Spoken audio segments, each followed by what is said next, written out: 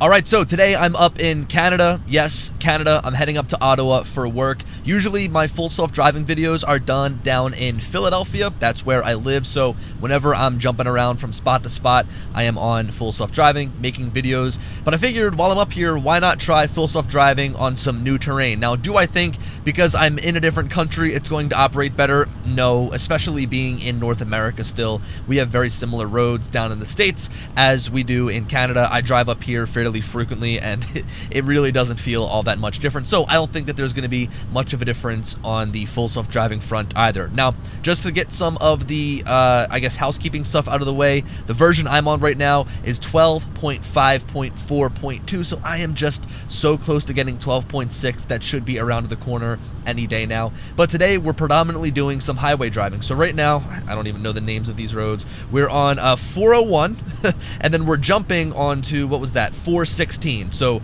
that is our I cannot stand how quickly it asks me to pay attention to the road.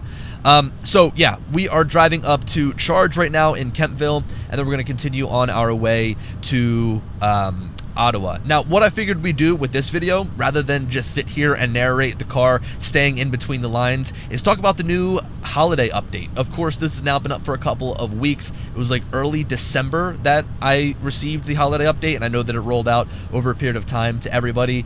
And I really do enjoy that Tesla kind of holds these updates and gives us just one big update at the end of the year, adding a bunch of features. Of course, you do get features sprinkled out throughout the year that maybe are a little bit more critical, but then you have this one big update at the end of the year that really makes it feel like you have a brand new car, which I think is pretty cool. So down here on my phone, I kind of have the list of the different features that were added, some of the different changes that were made, and I kind of want to go through, and after having lived with a holiday update for one full month, I would say, go through what I enjoy the most. Now, right off the bat, Apple Watch, by far, one of the best improvements ever made to the Tesla. I'm not sure why it took them so long to introduce an Apple Watch app companion, but to me, the Apple Watch app is like by far the best thing. It was probably the thing that I wanted the most out of an update. For the longest time, I was using third-party apps. I don't even remember the name of them. I think one was Nikola. It was like a purple app.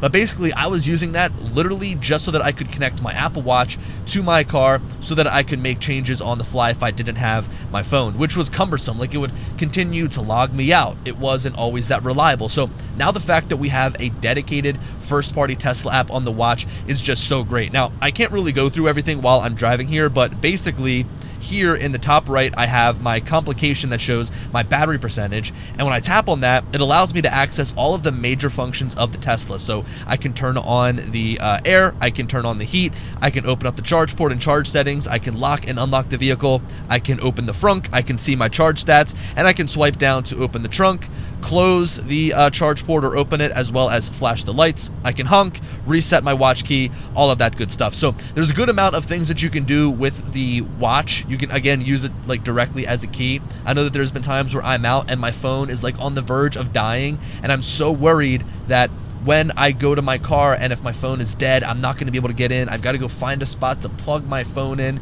so that I can unlock my car. So the fact that I can now use my watch as a backup really is a nice touch. So all around, the Apple Watch app is great. This is something, man, I've been waiting for so long. So I'm really happy that they finally introduced it.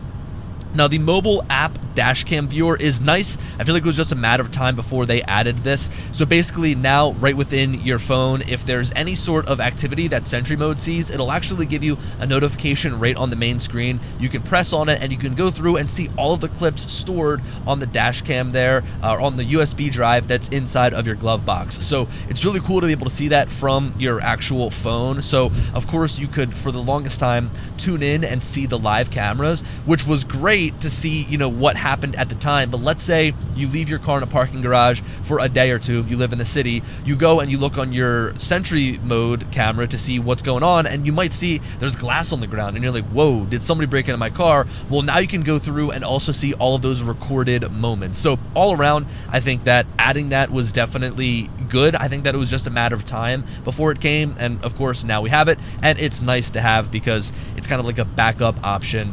Even though I think that the best viewer for the dash cam is like right within the car, or even better yet, pulling out the hard drive and just plugging it right into your computer. But nonetheless, it's good to have, and I'm sure that they'll improve it over the coming software updates and over the coming years. Now moving down, we have Sirius XM. There's really not a whole lot to talk about here. Of course, now when you press on the 3 dots, you've got Sirius XM as an option. Personally, I don't do much listening on Sirius XM. I do all of my listening through Apple Music. It's actually hard to believe that with Spotify and Apple Music being as big as they are, some of these others can even compete, like Spotify, or I'm sorry, not Spotify, like Sirius XM, like iHeartRadio, Pandora, right? I don't even remember some of these older things that people used to use in order to listen to music, but really just with the dominance of Apple Music and Spotify, it's so hard to see any of these others sticking around. But hey, if you're somebody that's a Sirius XM user, you of course now have that built right in to your car if you wanted to listen. Personally, honestly, I really don't even use the built-in music player. I have Apple Music and Apple Podcasts down here to tune in if I need to, but a lot of my listening comes directly from my phone. It's just so much easier to find what I want to listen to, play it from my phone, and then, of course, transmit that over Bluetooth. Now, really quickly, just jumping in here to talk about full self-driving, this is one thing I hate about FSD when you're on the highway. Like, of course, I have to exit here in 3.7 kilometers. I've switched over to kilometers instead of miles per hour, even though it still shows miles per hour down there. But in this case, like that car up there on the right, I think it's the Hyundai, the black car, the black SUV, is driving the same speed as me, but it's keeping me parked in the left lane. Now, there's no cars really in front of me, to my side. Even if I go and loop around, there's no cars behind me. I mean, I'm turning around, there's nothing back there. So personally, I'd prefer the car to notice that there's all this room and get me over instead of camping out in the left lane. I hate when people are just stuck in the left lane. I know that people have been pulled over before when they're just stuck in the left lane. So personally, I would just much prefer being able to the car on its own get over and get into the other lane and out of the passing lane. Of course, I could just go and hit the turn signal every time, but that's not why I have full self-driving. I've got full self-driving so that it's able to do that work for me and make the decisions for me. So yeah, just a note, I actually mentioned that in one of my previous highway videos, that I really just want the car to have better awareness while on the highway so that it feels a little bit more natural. Okay. Here comes the first update where I actually have an issue with the holiday update, the set arrival energy, which in theory is a great feature to have so that you can tell the car, hey, when I get to my final destination, I want to have a certain amount of charge so that, if you're going a little bit further away from a charger, or if you know that when you get there, you're going to be doing some driving before you can charge, you can adequately fill up your battery enough. We do have a interchange here coming up, which should be fairly easy. Just get over. Man, I hate how abrupt it gets over. It needs to smooth that whole process out. It makes like this weird turn anytime that you go to jump on an interchange. So in theory, set arrival energy is a great idea, right? I like that you can tell it that you want to get to a spot with a little bit more energy. I mean, for example, big slam on the brakes right there. For example, where I'm going to right now is an office complex. I know that they have a charger there that's going to give me a little bit of juice when I get there for the work that I'm doing for the day. But then I know after that I need to spin around and drive back to the city of Ottawa. So while I don't want to get there with, like super low battery, I do want to try to get there with about 30%. So I can tell the car, hey, when I get to Kentville, I want to charge up to enough so that I get to my end destination with 30% in my battery, which is cool, although it doesn't really work all that well. So the new features right here on set arrival energy, when I press on this, you'll notice that the arrival energy is set to 35%, but I can't drag it any lower. Like, let's say I wanted to show up. Let's say where I'm driving, I have a charger. I know that I'm going to plug in for like 10 hours. I'm driving, I'm parking my car. So I just want to get there with like 10% on my battery. I'm going to speed it up here and get over into the right lane. So I might tell the car, hey, look, I want to get there with only 10% on my battery. I've got a charger there. I'm going to be able to charge it fully up to 80 or 90, whatever your preference is. But here it's not letting me go lower than 35. So now my estimated charge time is longer than what I actually need. It's showing 15 minutes, which just throws off your entire timing when it comes to, where you want to drive. I know for me, whenever I'm trying to get out and whenever I'm trying to go somewhere, I'll actually load in my entire day into my car so that I can see the times that I'm going to get everywhere that I'm driving to. And if I need to add a charging stop in there and I can't lower my arrival energy based on what I actually need, then it's going to throw me off and I'm not going to really understand when I'm getting to each of the locations I'm driving to. Now, I can push this up no matter what. I could tell it that I want to get where I'm going with 95% battery, but there's always this lower limit that I can't go beneath, so that is super annoying. Just something I figured I would bring up because, again, it's something that I just think is kind of ridiculous. Okay, going down, search along route. This has been a really nice improvement. I think just the general search features have been a lot better. I know that for the longest time when trying to search for a spot, so for example, on this drive, if I wanted to get coffee, it would be really annoying because I would go and search for it, but would only look in my very immediate area. If I instead, say, wanted to search around the charger, I wouldn't be able to do that. But now, if we go to edit trip, and let's say I want to try and look for some coffee, which I spelled entirely wrong, this is going to be tough because the car is going to continue to yell at me. Look, just take my word for it. The search features are better. For me, when looking at the map, it's really cool to be able to scroll to an area and then press on the little button at the top that says search here. So now if it shows you the area, the results in your immediate area, you can scroll to a new spot, search the area, and then actually go to the destination and choose a spot within what it's searching for. So I think that the search features definitely are a nice improvement. Now, I said that the Apple Watch feature was probably my favorite, but I don't know. Honestly, the precipitation map might be a game changer, might be one of my big features that I like as well. I think it's just under Apple Watch, like it's Apple Watch 1, precipitation map 2. This is something, like it's one of those things that Tesla added that I didn't know I needed until it came into my car. For the longest time when I wanted the weather, I would just go onto my phone and I'd be like, oh yeah, here's my route that I'm driving along. Looks like I might hit some storms. But now I can click on the weather at the top to get a view of what the weather looks like where I am right now. I can also see what it looks like at my destination. So, I might be taking a long road trip to somewhere 3 hours away, and I can see what the weather is like there as opposed to where I am now. So that's really awesome.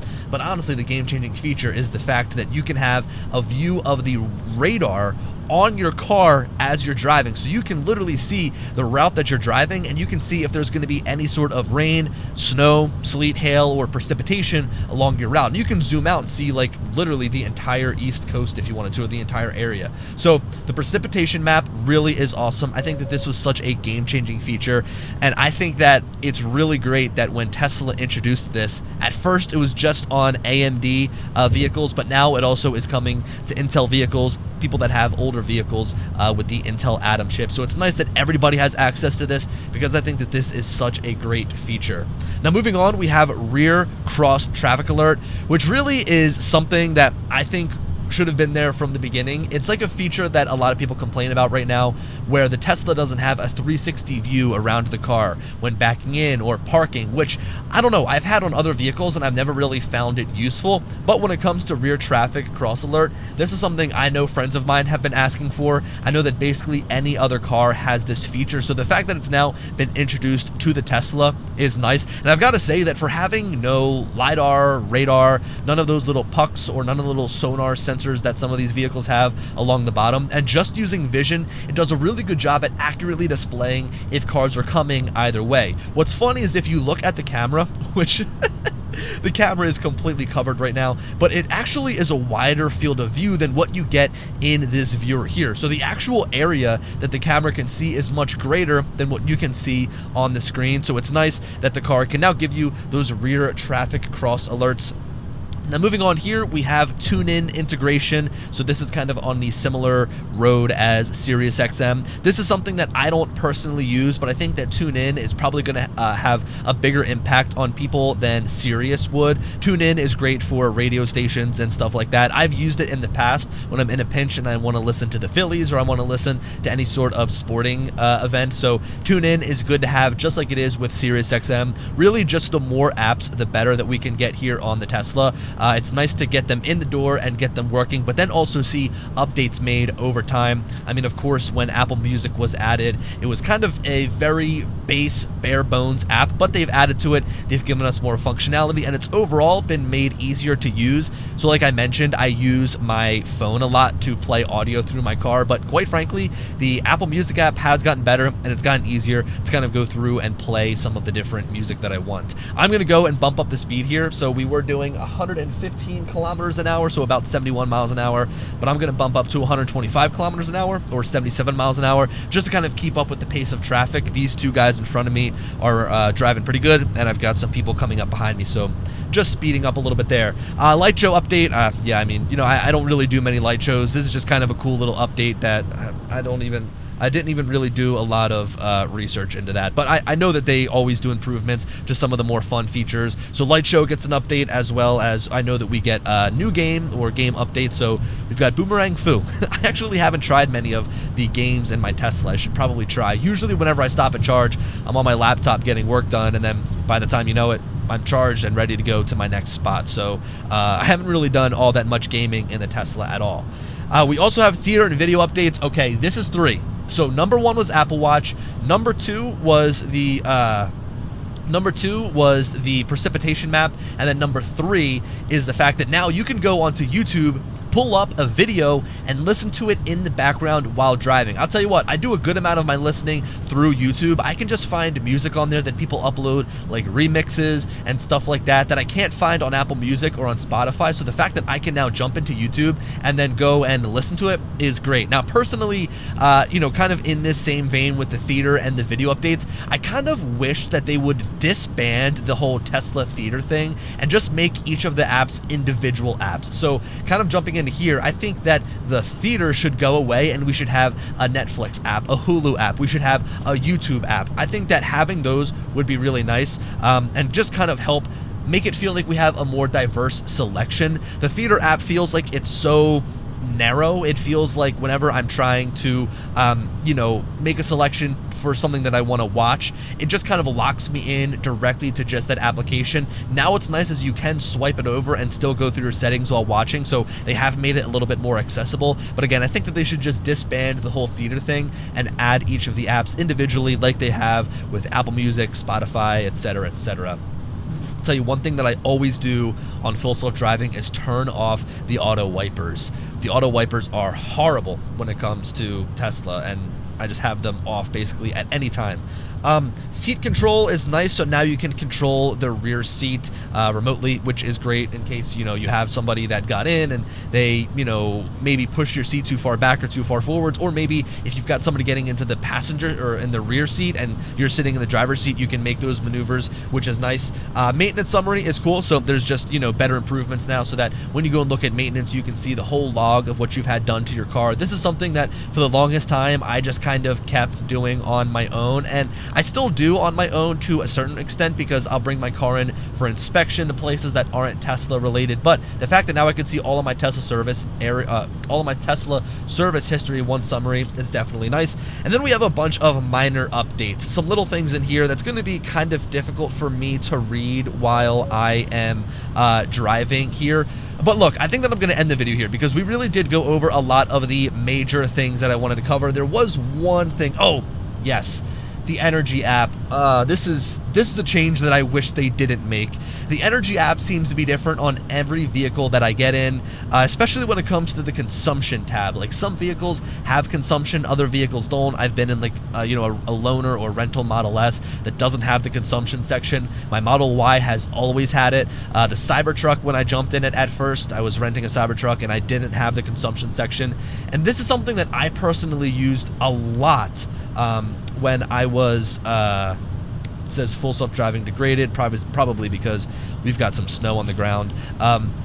but using the consumption tab is something that I frequently did to try and figure out in the real world how much energy I had left. So now if you go to the consumption section or to the energy section, you have your 200-mile average range here, which in my opinion is a big issue and doesn't accurately reflect how much energy that I use and how much range I can expect. So let me give you an example. Right now, over the past 200 miles, it shows me what my efficiency is. It shows me how much battery I've used over the course of, in this case, it's 300 kilometers and not 200 miles.